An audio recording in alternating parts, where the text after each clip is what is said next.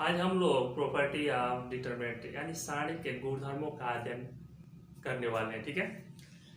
सारणी का प्रथम गुण होता है यदि किसी सारणी के पंक्तियों और स्तंभों को आपस में बदल दिया जाए तो सारणी का मान अपरिवर्तित रहता है। जैसे मान लीजिए हमारे पास सारणी इस तरह से, जैसे ये सारणी हो गया A1 A2 A3 B1 B2 B3 C1 C2 C3।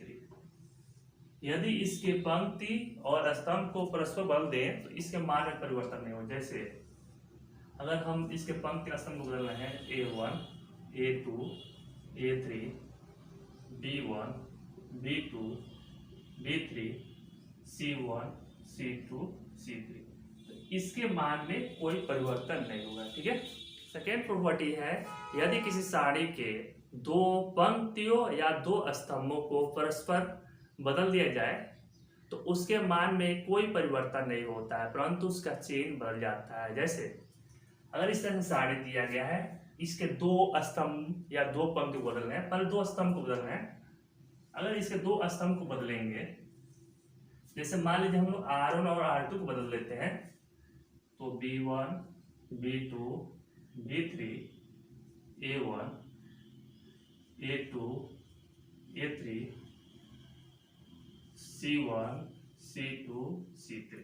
जैसे हम लोग दो पंक्तियों को आपस में बदले हैं, इसका मान परिवर्तित नहीं होगा परंतु चिन्ह बदल जाएगा। उसी तरह से मान लीजिए इसके दो स्तंभों को हम लोग बदल रहे हैं, दो स्तंभों को बदल रहे हैं तो इसका मान में परिवर्तन नहीं होगा परंतु इसका चिन्ह बदल जाएगा। जैसे बदल रहे दो स्तंभों को C1 और C2 को बदल लेते हैं, C1 और C2 को बदलेंगे तो इस तरह से हो जाएगा A2 B2 और C2 A1 B1 C1 A3 B3 C3।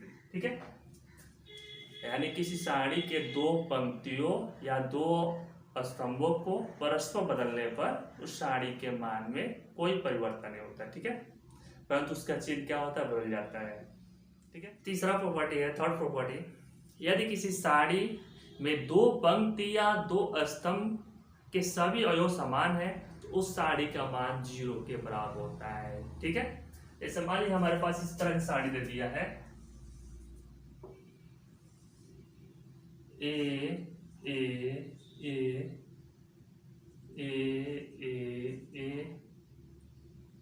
B C D। तो इस सारणी में देख रहे हैं दो पंक्ति बराबर है यानी C1 बराबर C2, दोनों पंक्तियां बराबर है और जैसे दो पंक्ति या दो स्तंभ बराबर होगा इसका भी मान क्या होगा, 0। इसी प्रकार से इस तरह से अगर सारणी दिया हो A B B B और यहाँ पर A B C, यहाँ पर भी देख रहे हैं दो पंक्तियों के अवयव बराबर है, अवयव समान है, इसलिए इस सारणी का भी मान क्या होगा, 0 होगा। यहाँ पर R1 इक्वल टू R2 है। ठीक है।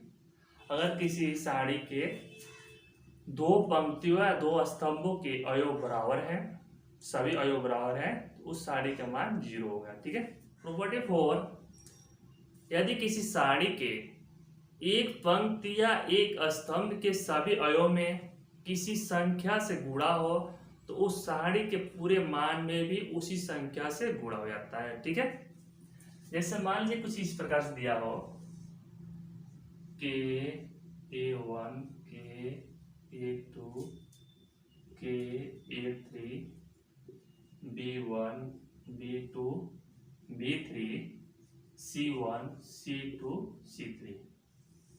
यहाँ पर देख रहे हैं कि इस सारणी के पहले पंक्ति में K से गुणा हुआ है, इस पूरे सारणी के मान में भी K से गुणा हो जाएगा। ठीक है।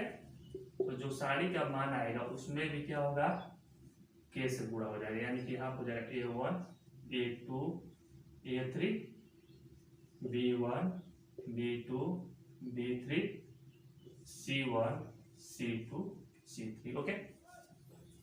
प्रॉपर्टी 5 दिया है यदि एक सारणी की एक पंक्ति या स्तंभ के कुछ या सभी अवयव दो या दो से अधिक पदों के योगफल के रूप में व्यक्त हो तो सारणी को दो या दो से अधिक सारणियों के योगफल के रूप में व्यक्त किया जा सकता है। जैसे हमारे पास एक मैट्रिक्स मान इस प्रकार से दिया है a plus B B plus सी।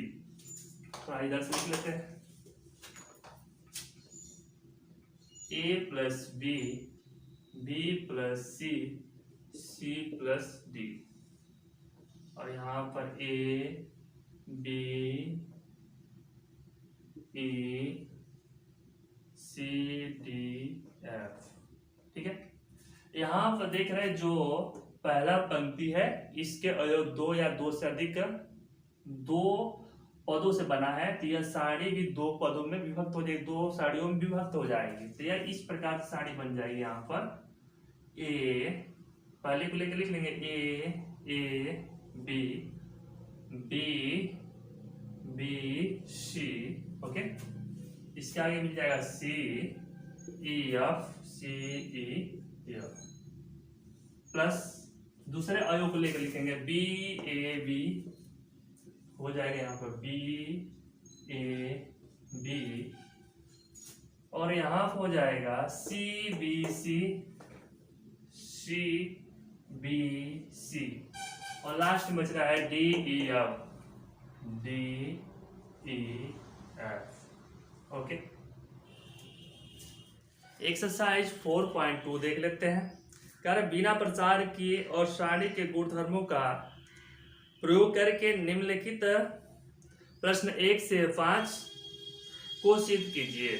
ठीक है, पहला प्रश्न दिया है मैट्रिक्स एक्स वाई जेड इतना दे दिया क्वेश्चन, कह रहे इतना ब्रॉड इतना प्रूव करना है। तो हम लोग प्रॉपर्टी में पढ़े हैं यदि किसी सारणी के दो पंक्ति या दो स्तंभ का मान यानी दो स्तंभ के अवयव का मान बराबर है तो सारणी का मान 0 होता है। यहाँ पर देख रहे हैं अगर जो यहाँ C3 है इसमें से अगर इसको घटा दिया जाए है ना, तो x y z कैंसिल हो जाएगा। यहाँ पर C2 और C3 क्या हो जाएंगे, बराबर हो जाएंगे, और जैसे C2 और C3 बराबर होंगे उसका मान 0 हो जाएगा। तो यहाँ आप क्या करेंगे C3 में से C1 घटा लेंगे। घटाने के बाद से क्या होगा, ये दोनों जो सारणी है दोनों जो पंक्ति हैं इसके अवयव बराबर हो जाएंगे। घटा लेते हैं, हो गए यहाँ पर x y z a b c। अब यहाँ घटाएंगे तो x से x कैंसिल हो जाएगा, बचेगा a, y से y कैंसिल हो जाएगा, बचेगा b, और z से z कैंसिल हो जाएगा, बचेगा c। अब हम लोग देख रहे हैं यहाँ पर C2 और C3 बराबर है, दो पंक्ति है, पंक्ति के अवयव बराबर है। जब दो पंक्ति के अवयव बराबर है तो इसका मान क्या होगा, 0 होगा, क्योंकि यहाँ पर C2 बराबर है C3। ओके, क्वेश्चन नंबर 2 इस प्रकार से दिया हुआ है, इसको सारणी के गुणधर्म का उपयोग करके सिद्ध करना कि 0 के बराबर होगा। तो यहाँ पर हम लोग देख रहे हैं अगर C1 plus C2 plus C3 कर ले तो एक कॉलम क्या होगा, 0 हो जाएगा, या R1 plus R2 plus R3 करें तो एक पंक्ति का मान 0 हो जाएगा। और हम लोग प्रॉपर्टी पढ़े हैं यदि किसी सारणी का एक पंक्ति या एक स्तंभ का मान 0 हो तो सारणी का मान 0 होता है। यानी कि हम लोग यहाँ पर R1 plus R2 plus R3 कर सकते हैं, या C1 plus C2 plus C3 कर सकते हैं। ठीक है, अगर C1 plus C2 plus C3 करेंगे, पहला लाइन C1 है, C2 है, C3, तो जोड़ेंगे तो यहाँ पर देख रहे हैं A से A कैंसिल हो जाएगा, B से B कैंसिल हो जाएगा, C से C कैंसिल हो जाएगा, बचेगा 0। उस तरह से यहाँ पर आएंगे तो B से B कैंसिल, C से C कैंसिल, और A से A कैंसिल, बचेगा यहाँ पर भी 0। यहाँ पर भी जोड़ेंगे तो 0 आएगा। C2 उतार लेते हैं, C2 दिया B minus C, C minus A minus B, यहाँ देख रहे हैं C माइनस A और A माइनस B और B माइनस C। प्रॉपर्टी का उपयोग करेंगे तो इसका मान क्या होगा, 0 होगा। ठीक है, क्वेश्चन नंबर 4 को ही प्रूव करना है कि 0 के बराबर है। तो हम लोग देख रहे हैं इसको हम लोग सॉल्व कर सकते हैं ना, मल्टीप्लाई। तो मल्टीप्लाई करा लेते हैं पहले, ठीक है। तो मल्टीप्लाई करा लेते हैं यहाँ पर।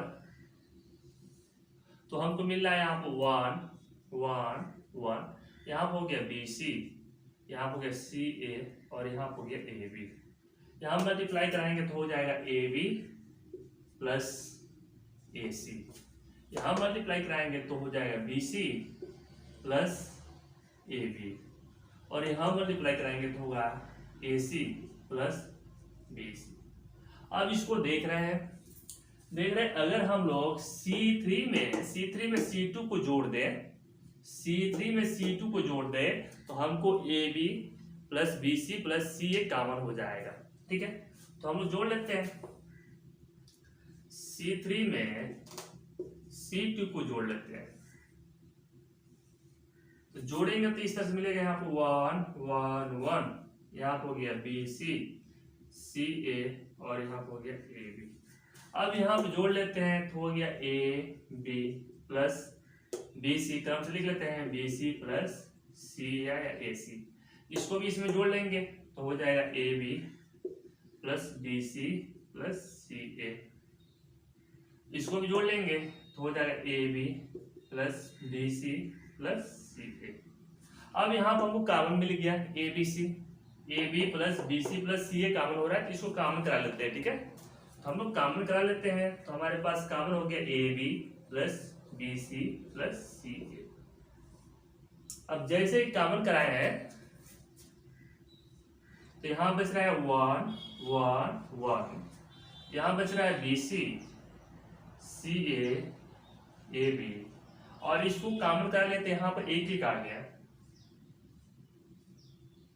ठीक है। अब हम लोग देख रहे हैं इस जो सारणी दिया है इसमें C1 और C3 इक्वल है और जहां पर दो पंक्ति बराबर होता है उस सारणी का मान 0 होता है। इस प्रकार से इस सारणी का मान 0 हो जाएगा। इस प्रकार से इस सारणी का मान 0 हो गया, यानी AB plus BC plus CA into 0 या 0, क्योंकि यहाँ क्या हो रहा था C1 इक्वल टू C3 हो रहा था, ठीक है। क्वेश्चन नंबर 5 दिया है मैट्रिक्स इतना इक्वल टू मैट्रिक्स इतना, ठीक है। इतना प्रूव करना है। हम लोग देख रहे हैं जो पहला जो कॉलम है यहाँ पे देख रहे हैं ABC के रूप में साइक्लिक क्रम है, ABC के रूप में लिखा गया है। दूसरा को PQR के रूप में लिखा गया है और तीसरा है XYZ, यानी कि यहाँ 3 सर्किल बन रहा है, साइकिल बन रहा है ना, 3 चक्र बन रहा है। तो इन तीनों को क्या करेंगे, जोड़ लेते हैं। 3 सर्किल है ना, ABC के रूप में है, यहाँ पर PQR के रूप में है और यहाँ पर XYZ के रूप में है, तो तीनों को जोड़ लेते हैं। यानी कि यहाँ पर हम लोग R1 plus R2 plus R3 कर लेते हैं, तीनों को जोड़ लेते हैं यहाँ पर। तो जोड़ने पर हमको मिलेगा, यहाँ पर इन तीनों को जोड़ेंगे तो यहाँ पर A और A 2 बार है, B और B 2 बार है और C और C 2 बार है, तो यहाँ पर आ जाएगा 2A plus B plus C, ठीक है। यहाँ पे देख रहे हैं A 2 बार है, B 2 बार है और C भी कितना बार 2 बार है, 2 प्लस इसको जब जोड़ेंगे तो P 2P हो जाएगा, R और R 2 R हो जाएगा, Q और Q 2Q हो जाएगा, तो 2 कॉमन हो जा रहा है, तो हमको मिल रहा है P plus Q plus R, okay. इसी तरह जब इसको जोड़ेंगे तो X 2 बार है, Y 2 बार है और Z 2 बार है, 2 कॉमन हो जाएगा, 2 कॉमन हो रहा है, हो गया X plus Y plus Z, ठीक है। और जो उतार लेते हैं C plus A, A plus B और R प्लस Q और P plus Q, Z plus X plus Y, okay. अब ऊपर हम देख रहे हैं 2 कॉमन हो रहा है पूरे में से, तो पूरे में से 2 कॉमन करा लेंगे, ठीक है। तो पूरे में से 2 कॉमन हो गया तो हमको मिल गया यहाँ पर A plus B plus C, यहाँ मिला है P plus Q plus R और यहाँ मिल गया X plus Y plus Z, और बाकी जो उतार लेते हैं सी प्लस ए है, A plus B, R plus Q, P plus Q, Z plus X, X plus Y. ठीक है, अब हम लोग देख रहे हैं यहाँ पर बी है, तो यहाँ पर बी कैसे आएगा, तो बी लाना है तो हम लोग इसमें से इसको घटा दें तो यहाँ पर बी आ जाएगा। ठीक है, यानी कि यहाँ पर बी लाना है तो हम लोग कर लेंगे यहाँ पर R2 माइनस R1, इसमें से इसको घटा देंगे, इसमें से इसको घटाएंगे तो माइनस बी आ जाएगा। अब यहाँ पर देख रहे हैं यहाँ क्या होना चाहिए, सी होना चाहिए। सी कैसे होगा, तो हम लोग क्या करेंगे R1 में से, है ना, R3 घटा लेंगे, यानी कि यहाँ पर भी हो जाएगा R3 माइनस R1। ठीक है, घटा के इधर लिख लेते हैं हम लोग।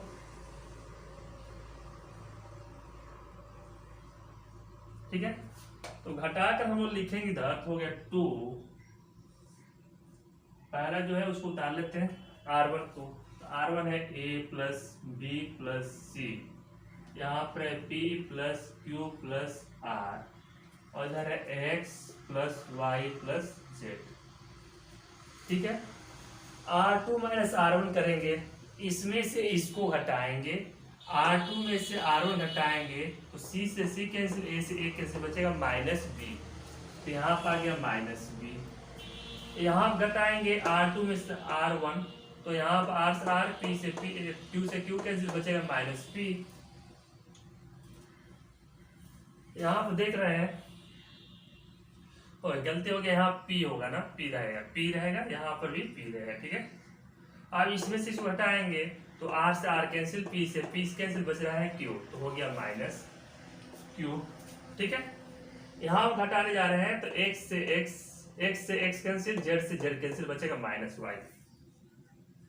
ठीक है, उसके नीचे आते हैं यहाँ पर R3 माइनस R1 करेंगे, तो R3 a प्लस बी है, इसमें से इसको हटाएंगे तो माइनस c बचेगा, यहाँ घटाएंगे तो माइनस r बचेगा, और यहाँ घटाएंगे तो माइनस j बचेगा। ठीक है,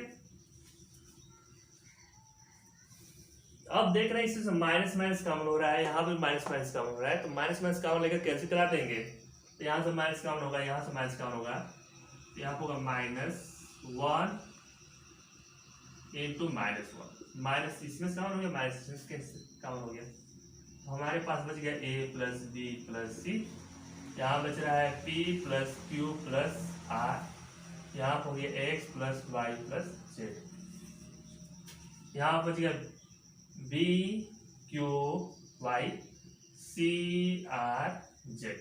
ठीक है, माइनस माइनस प्लस हो गया।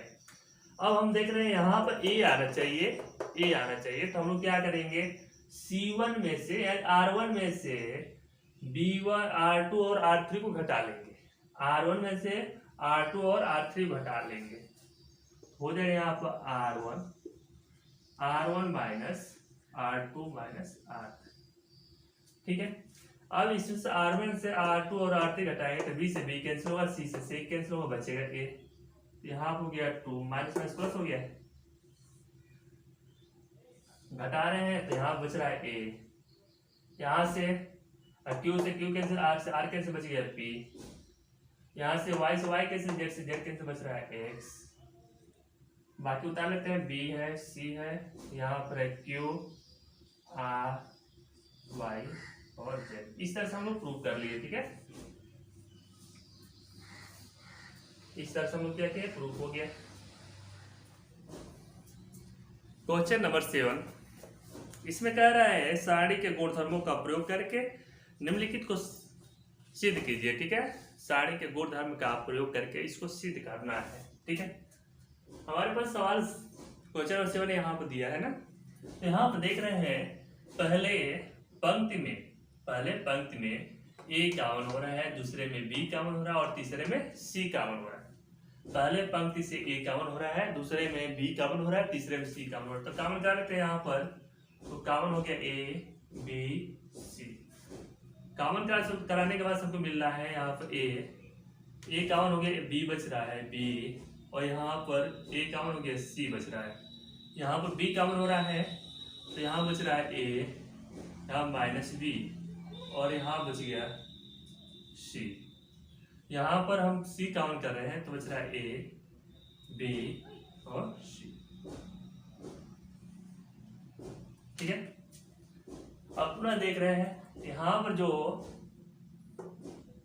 पंक्ति है, स्तंभ है, स्तंभ, इसमें पहले स्तंभ में ए कॉमन हो रहा है, दूसरे से बी कॉमन हो रहा है, और तीसरे स्तंभ से सी कॉमन हो रहा है। तो कॉमन कर लेते हैं, तो हो गया ए बी सी। पहले स्तंभ से ए कॉमन हो गया है, दूसरे से बी, तीसरे से सी। तो कॉमन कराने के बाद हमको मिल रहा है 1 1 1 1 1 -1 है, और यहाँ हो गया 1, यहाँ हो रहा है 1 1 और -1। ठीक है,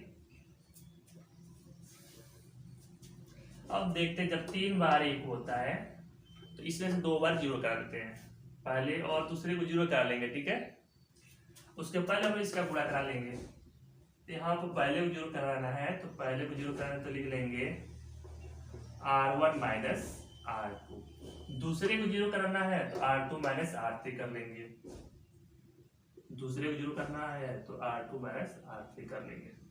यहाँ आप देख रहे हैं ए और ए स्क्वायर हो जाएगा, तो यहाँ पर लिख लेते इधर क्यों, a into a square, b into b square, c into c square. ठीक है, अब इसको हल करेंगे, R1 minus R2, R1 minus R2 करेंगे तो 1 में से 1 गया 0। ठीक है, R1 माइनस R2, 1 में से 1 गया 0, तो यहाँ पर 0 हो गया। 1 माइनस माइनस क्या होगा, प्लस हो जाएगा, तो +2, 1 माइनस 1 0, तो यहाँ हो गया 0। अब यहाँ पर R2 माइनस R3 कर रहे हैं, R2 माइनस R3, तो 1 में से 1 गया 0, यहाँ -1 और -1 -2 हो जाएगा। यहाँ आप देख रहे हैं 1 माइनस माइनस प्लस हो जाएगा, +2, और R3 को ऐसे उतार लेंगे, तो R3 उतार लिया 1 1 -1।